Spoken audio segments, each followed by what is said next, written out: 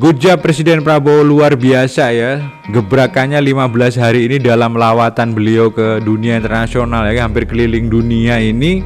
Beliau menghasilkan banyak hal, dan yang terakhir Donald Trump mengumumkan adanya kesepakatan teman-teman setelah kedua pemimpin melakukan komunikasi bersama. So we made a deal with Indonesia. I spoke to their really great president, very popular, very strong, smart. And we made the deal. Akhirnya tarif diturunkan ke 19% teman-teman. Ini lebih rendah dari Vietnam, which is Vietnam itu kena 20 akhirnya teman-teman. Dan ada satu hal yang menjadi kontroversi teman-teman, di mana Amerika minta dibuka total pasar RI. Nah ini sebetulnya juga terjadi pada Vietnam teman-teman, dan Vietnam setuju hal itu. Ada yang memandang permintaan full akses pasar RI tanpa tarif bagi AS, sementara kalau RI ekspor ke AS kena 19% ini sebagai ketidakadilan. Dan itu tidak keliru.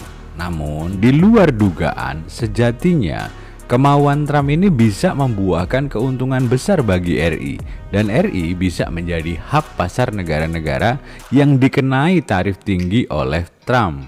Nah, seperti apa? Kita dengarkan dulu. Indonesia, everything.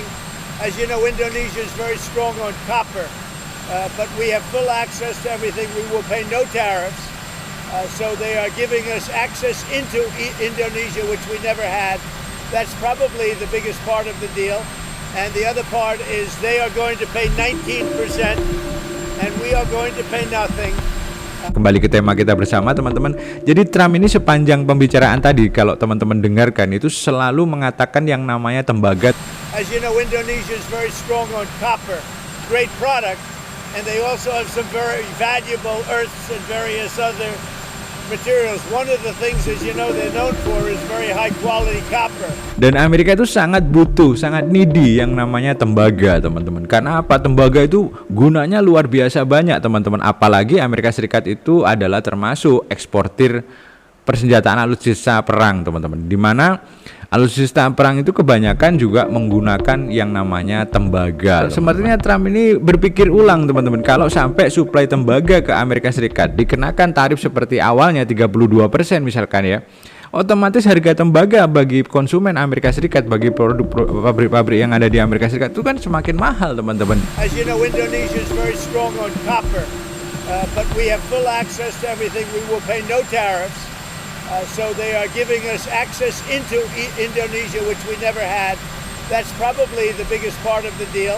And the other part is they are going to pay 19% and we are going to pay nothing.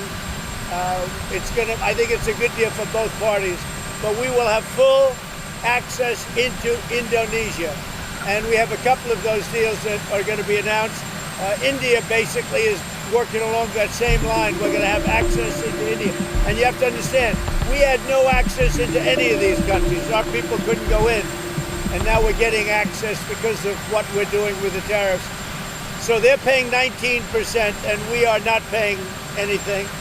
And they're going to give us full access into Indonesia. Now Indonesia has some great product, and they also have some very valuable earths and various other materials. One of the things, as you know, they're known for is very high quality copper, which we'll be using. Dari sini kita bisa menganalisa sebetulnya Trump ini sedang menjelaskan kekeliruannya, di mana AS ini ternyata memang membutuhkan tembaga, bahkan emas dari RI. Tapi ekspor ke sana justru dibebani tarif 19%. Ya otomatis ini kan seperti buah si malakama. Kedua, Trump juga sepertinya melirik betapa potensi Indonesia ini sangat luar biasa masalah material-material buminya ya teman-teman. Mineralnya itu luar biasa teman-teman. Nah ini menjadi daya saing Indonesia sebetulnya. Dan Presiden Prabowo pinter dalam mengemas itu, sehingga Trump akhirnya ya otomatis takut kehilangan. Nah, itu dari sudut pandang dari apa yang diucapkan Trump teman-teman ya. Tapi banyak analis dunia teman-teman ya, itu melihat apa yang dilakukan Trump ini di setiap negara yang deket-deket terkait RRT ini teman-teman, terkait China ini, itu selalu minta hal-hal yang mirip teman-teman. Misalkan dengan Vietnam itu tetap dikasih tarif diturunkan dari 46 menjadi 40, lalu terakhir itu menjadi 20. Dengan catatan AS diberikan akses total masuk ke pasar Vietnam zero tarif. RI juga diperlakukan yang sama, yaitu minta akses pasar bebas nol tarif. Tujuan Trump ini seperti terbaca, ingin produksi AS diserap pasar Asia, India, ASEAN, RI termasuk dan Vietnam. Sebab AS pada dasarnya sudah kehilangan pasar China dan Eropa. Kalaupun masih ada, otomatis itu bisa dilakukan dengan cara yang sangat berat teman-teman. Karena tadi kemungkinan deal tarif antara China, Eropa dengan AS ini itu nggak bakalan murah teman-teman. Mereka akan sangat tinggi. Apalagi Trump sudah enggan mendengarkan tawaran negosiasi dari Uni Eropa. No, we are talking to the EU and we're making progress. But look, we already have a deal with the EU. It's called the letter that was sent out. I think it was 30%. That's the EU. But we, at the same time, we are talking. What happens if the EU retaliates? Mr. President, do you have a message for the EU if they retaliate for your tariffs? Well, I don't know how they can retaliate. They've made a lot of money. They've treated us very badly, but now they're treating us very nicely. And I think I think everybody's going to be happy with the EU. Di satu sisi Eropa tanggal 14 Juli kemarin saat ada Presiden Prabowo juga ya teman-teman bersiap membalas tarif Trump jika tawaran negosiasinya tak direspon. Yes, indeed, the United States have sent us a letter with measures that would come into effect unless there is a negotiated solution. So we will therefore also extend the suspension of our countermeasures till early August. And at the same time, we will continue to prepare further countermeasures so we are fully prepared. Very important in this is always the second and the third element. Ini artinya ada perang tiga gajah nih teman-teman. China, EU, dan AS. Maka ketika tiga pasar ini berhadapan, ketiganya pasti mencari pasar lain agar produk mereka bisa terserap. Situasi ini diamankan dengan manis oleh Presiden Prabowo. Pertama, EU akhirnya setuju CEPA. Artinya pintu gerbang perdagangan dengan Eropa sudah terbuka lebar bagi RI teman-teman. Lalu kemarin AS menurunkan tarifnya. Kalau dengan China memang dari dulu sudah ada bebas hambatan. Berbekal tiga pasar ini, tarif masuk 0% untuk AS sejatinya ini bisa berubah teman-teman. Jadi peluang besar RI jadi hub. Di mana faktanya China dan Eropa ini masih butuh beberapa pasokan barang dari AS. Contoh, bisa jadi teman-teman barang dari Amerika didatangkan ke Indonesia zero tarif, dilemparlah barang itu dijual ke pasar Eropa. Di mana pasar Eropa masih sangat membutuhkan misalkan cellphone, chip segala macam. Banyak teman-teman ekspor impor hubungan dagang selama ini antara Eropa dengan Amerika Serikat itu besar banget teman-teman. Nah itu tinggal diisi gapnya oleh pengusaha-pengusaha lokal RI. Indonesia dengan tarif yang seperti ini teman-teman juga bisa membawa barang Amerika masuk ke China teman-teman, bisa. Karena China itu juga membutuhkan barang-barang dari United States.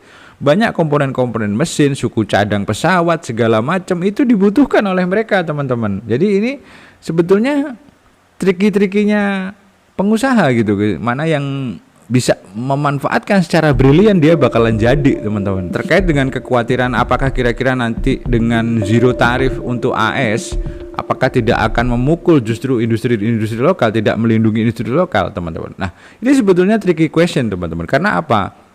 Gini, andai kata Indonesia tetap 32, justru pengusaha dan industri yang ada di RI itu bisa lari ke Vietnam. Nah di sana dikenakan cuma 20% teman-teman. Apalagi di Vietnam itu nggak jarang ya teman-teman terjadi kasus korupsi, kemudian kasus premanisme segala macam yang merecokin pengusaha itu jarang teman-teman. Pengusaha-pengusaha United States itu juga paham bahwa pasar ASEAN nggak mungkin dijejali berbagai macam produk-produk dari buatan United States yang sangat mahal teman-teman. Cost of production mereka sangat tinggi, labor costnya mereka sangat tinggi, segala macam dinilai dengan dolar dan lain sebagainya. Dan juga kita tidak terbiasa dengan produksi mereka teman-teman, manufaktur mereka ya kecuali barang-barang produksi misalkan seperti minyak. Indonesia itu memang dari dulu impor minyak dari United States pernah teman-teman ya. Otomatis ini teman-teman memberatkan sebetulnya untuk ekspor Indonesia ke United States. Tapi kita tidak bisa melihat itu hari ini saja teman-teman. Someday seperti yang kita analisa kemarin-kemarin ya teman-teman tentang faktor bagaimana Trump bakalan kalah atau melunak seperti hari ini. Karena apa? Trump akan dihadapkan oleh situasi Kemarin pada saat wawancara itu ditanya sama wartawan teman-teman, gimana nih, apakah tarif itu nanti akan memunculkan inflasi? Oh enggak, sejauh ini enggak ada inflasi, sejauh ini 2%. Iya dong, karena selama 3 bulan ini teman-teman itu kan tarif itu masih dipospon, masih disuspend. Coba kalau tarif itu betul-betul dibuka, disahkan teman-teman, diberlakukan, otomatis inflasi Consumer Price Index di Amerika Serikat itu akan naik teman-teman. For inflation to increase last month. Do you think they had any role? Well, we had very little inflation. I don't know, who do you work for? USA Today. What? USA Today. Oh, well, they wrote me a beautiful article the other day, so I can't get angry at you. USA Today just wrote a very good article about me. What's that all about? So I can't get angry at you. No, there was very little inflation, as you know. The numbers were very good, very much inside the margin. So we've had no inflation. All we have is we're making a fortune. We are taking in hundreds of billions of dollars. Karena ada biaya tambahan dari tarif itu tadi teman-teman, yang biasanya karena ada umbrella murah nggak begitu terasa menjadi terasa dong gitu. Untuk mengatasi tarif masuk AS 19% ini dalam jangka pendek, bea masuk sebaiknya dieksklud dari harga barang agar warga AS, konsumer AS juga memahami. Ini juga pernah kita bahas di konten sebelumnya ya teman-teman. Yang pasti karena mayoritas impor AS dari RI itu berisi bahan baku industri seperti tadi tembaga. Jadi efeknya itu berbalik teman-teman, bisa menghantam pasar AS itu sendiri. Karena tadi semuanya akan serba mahal di sana, inflasi akan muncul di sana sebagai respon hasil dari kenaikan tarif itu tadi. Terakhir teman-teman, kita harus memberikan apresiasi ke Presiden Prabowo teman-teman. Kenapa?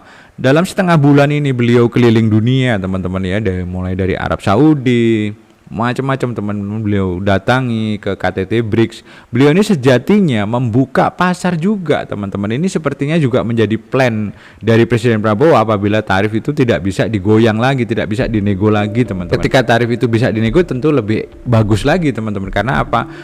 Presiden Prabowo sudah berhasil membuka beberapa pasar teman-teman. Satu, dengan Brazil teman-teman. Ini merupakan hal yang baru sebetulnya.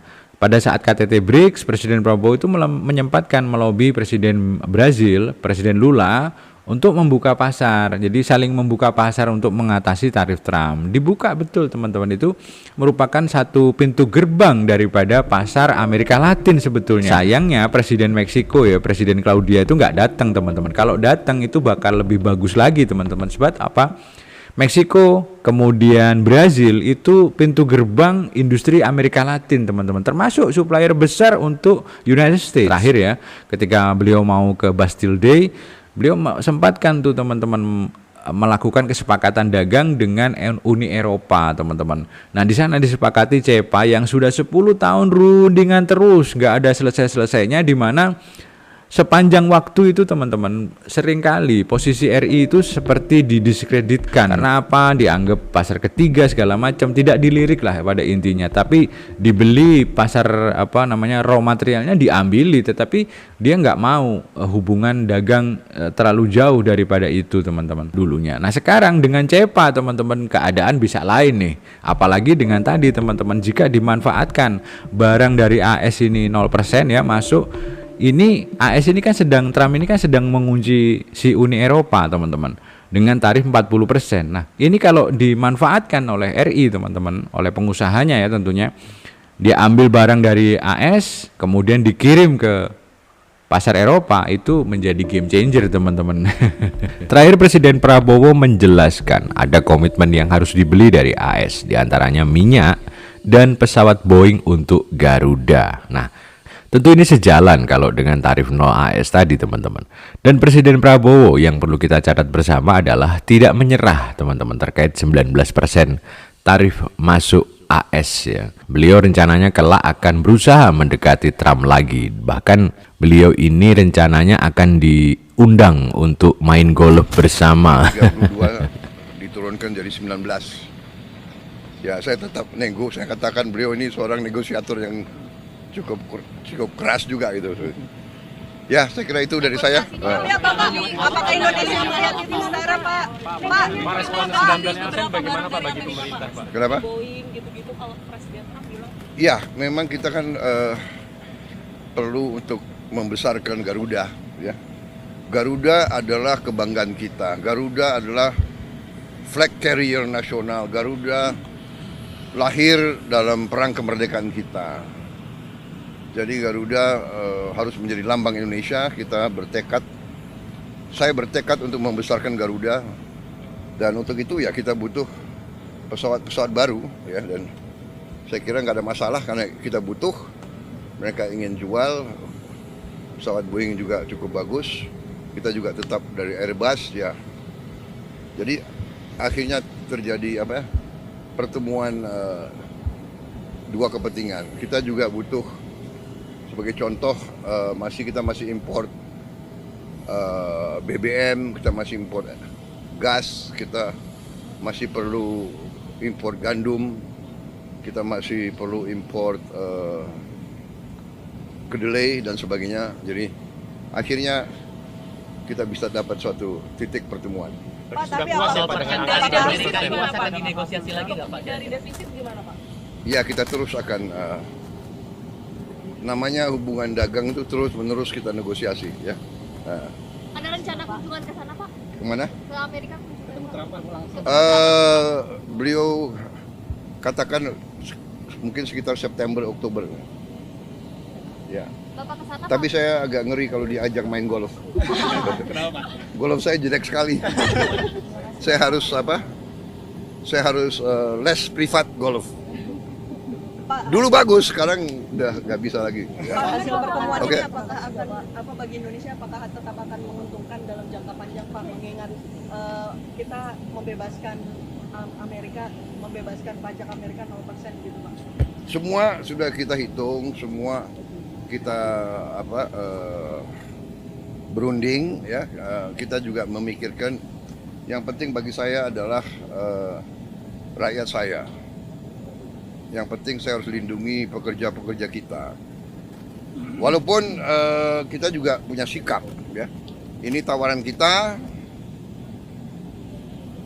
nggak mampu memberi lebih. Tapi yang penting bagi saya pekerja-pekerja kita aman, dan saya sangat optimis ekonomi kita dalam kondisi yang kuat, kondisinya bagus, ya kan.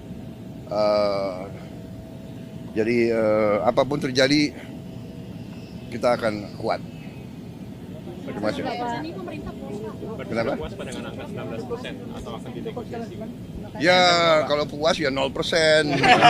Nah gitu dulu teman-teman dari Mimin. Apabila ada kesalahan, kekeliruan, analisa maupun pendapat, teman-teman mohon dimaafkan.